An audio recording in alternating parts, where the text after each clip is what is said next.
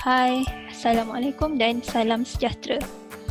So hari ini kita akan belajar Sains tingkatan 3 bab 6, Elektrik dan Kemagnetan. Kita akan mula dengan subtopik pertama iaitu penjanaan tenaga elektrik.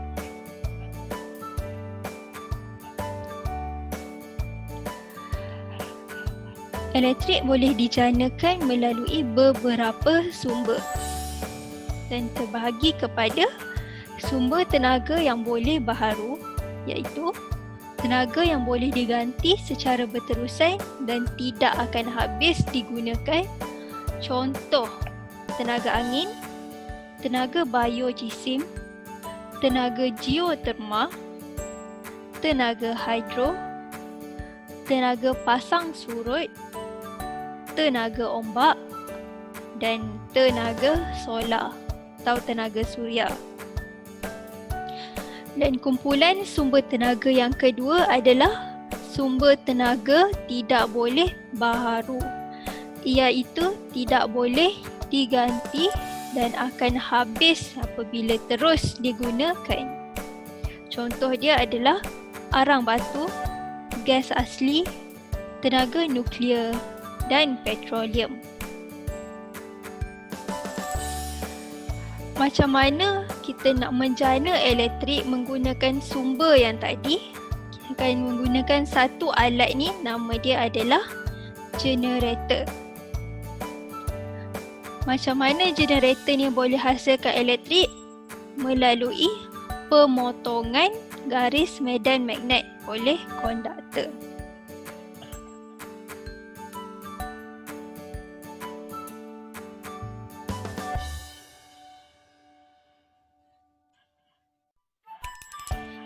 Bagaimana elektrik boleh dijanakan melalui sumber tadi? Menggunakan satu alat, nama dia adalah generator. Bagaimana generator ni boleh menghasilkan elektrik? Melalui pemotongan garis medan magnet oleh konduktor. Lagi cepat gerakan pemotongan itu, lagi besar arus aruhan yang akan dihasilkan. Pemotongan garis medan magnet ni boleh berlaku melalui gerakan konduktor. Contoh dia adalah dawai penyambung. Seperti yang ditunjukkan oleh gambar rajah, dua-dua gambar rajah ni, dawai penyambung ataupun solenoid akan digerakkan ke atas dan ke bawah. Jadi gerakan ini boleh menyebabkan pemotongan garis medan magnet. Oleh itu akan menghasilkan arus aruhan. Jarum di galvanometer ni akan menunjukkan gerakan arah arus. Selain itu, gerakan magnet pun boleh menghasilkan arus aruhan.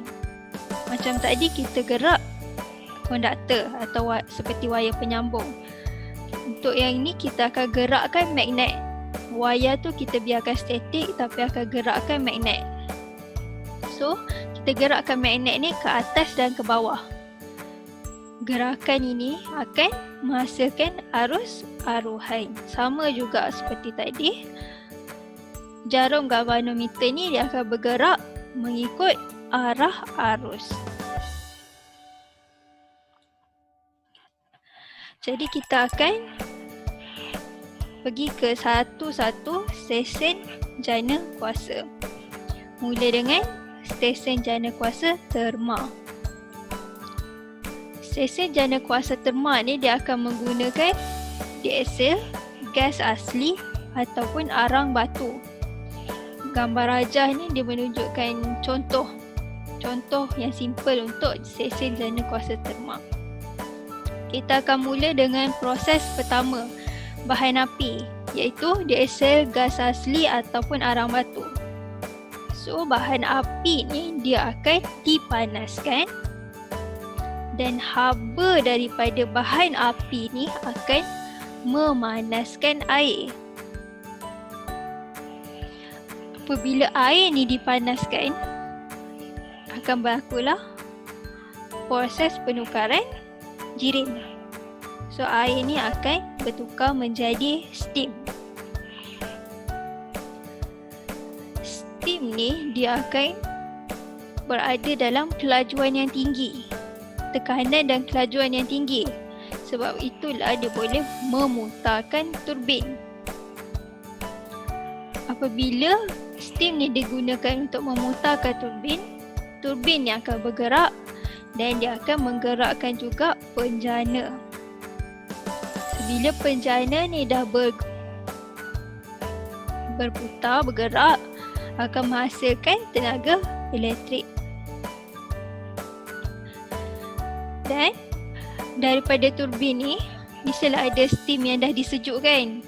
Bila steam dah sejuk, dia akan tukar balik jadi air. So air ni akan mengalir ke bawah, tambah dengan air dari tasik, dia akan masuk balik dekat dandang ni. So berlakulah proses yang sama. Jadi perubahan bentuk tenaga yang berlaku adalah daripada tenaga kimia. Tenaga kimia ni berasal daripada bahan api yang kita guna. Berubah kepada tenaga haba sebab kita panaskan bahan api, kita panaskan air. Kemudian berubah kepada tenaga kinetik sebab steam tu dia bergerak memutarkan turbin dan penjana, dan last sekali menghasilkan tenaga elektrik. Kedua, stesen jana kuasa angin. Of course, stesen jana kuasa angin dia akan guna tenaga angin. Sama juga, angin dia akan menggerakkan bilah dan bilah ni akan menggerakkan penjana. Apabila penjana ni dah bergerak, barulah terhasil tenaga elektrik. So, perubahan bentuk tenaga yang berlaku bermula dari tenaga kinetik dan menghasilkan tenaga elektrik. Stesen jana kuasa seterusnya adalah kuasa hidroelektrik. So, kuasa hidroelektrik ni contoh ada dekat empangan.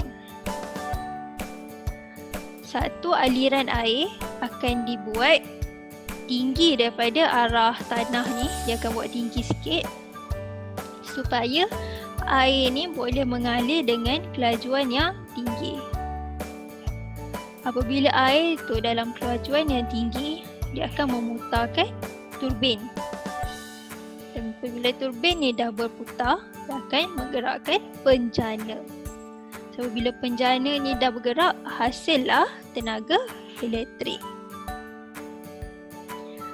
Perubahan bentuk tenaga yang berlaku mula dari tenaga keupayaan graviti yang ada dekat dalam air ni, berubah kepada tenaga kinetik apabila air ni bergerak dan turbin bergerak, dan last sekali menghasilkan tenaga elektrik.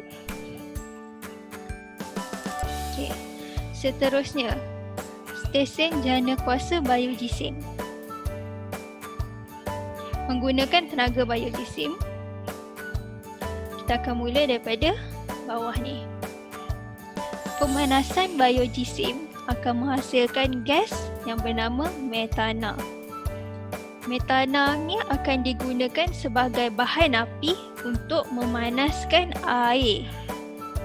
So, apabila air dipanaskan, akan terhasillah steam.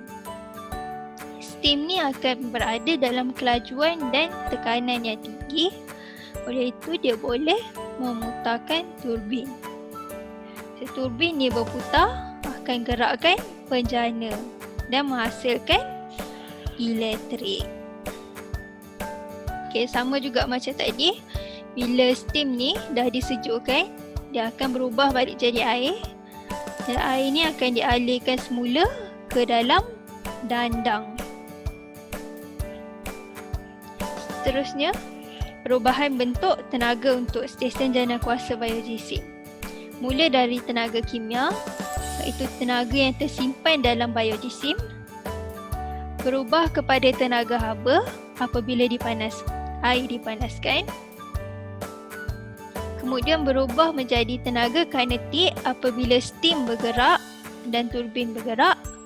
Last sekali menjadi tenaga elektrik. Seterusnya adalah stesen jana kuasa nuklear. Kita akan guna tenaga nuklear. Mula dari reaktor nuklear, tindak balas nuklear yang dalam reaktor ni, dia akan menghasilkan haba yang tinggi, haba yang besar. Jadi haba ni akan digunakan untuk memanaskan air. So air apabila dipanaskan, sama juga macam tadi, akan bertukar menjadi steam. Steam ni berada dalam kelajuan yang tinggi, akan memutarkan turbin. Turbin pula akan bergerak untuk memutarkan dinamo. Dinamo ni akan digunakan untuk hasilkan elektrik. So apabila steam ni dah disejukkan, sama juga menggunakan kondenser, dia akan berubah balik jadi air, dan air ni pun akan masuk balik dalam reaktor nuklear. So berlaku lagi proses yang sama. Perubahan tenaga yang berlaku mula daripada tenaga nuklear, kemudian bertukar jadi tenaga haba,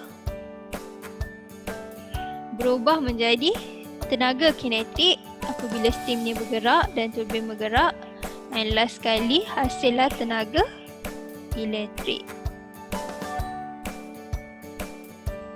Seterusnya adalah stesen jana kuasa solar. So kita akan gunakan tenaga solar atau suria. Untuk stesen jana kuasa solar ni, apa yang kita perlu ada adalah panel suria.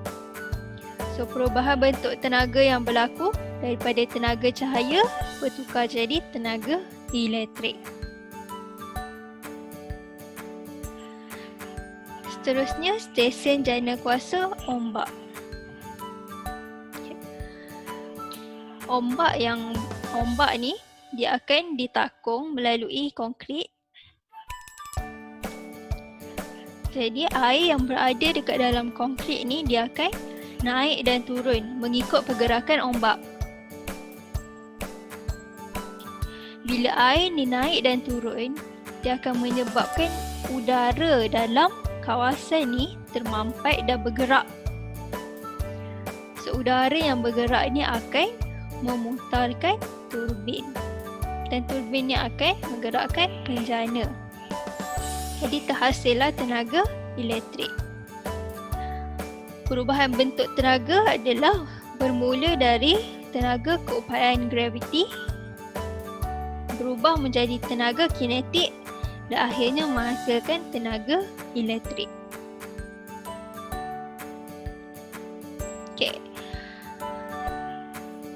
Dalam bab ni kita akan belajar tentang arus juga, iaitu arus terus dan arus ulang alik. Apa maksud arus terus ni? Ataupun nama pendek dia AT. Arus yang mengalir satu arah sahaja.